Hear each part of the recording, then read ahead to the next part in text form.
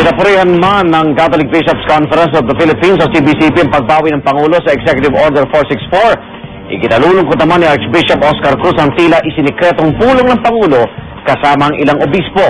Tila unti-unti na raw kasing nahati ng Malacanang ang CBCP sa ilang mahalagang issue. Saksi si Ivan Mayrina.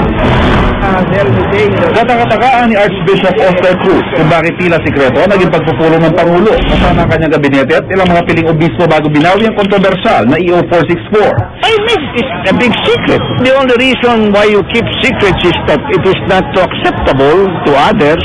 Ikinalulungkot ni Cruz ang anyay tila unti-unting pagtatagumpay ng Malacanang na hatiin ng CBCP sa kanilang mga posisyon sa mahalagang issue. She would invite bishops who are not representing CBCP, who are not officials of CBCP, who cannot talk for CBCP.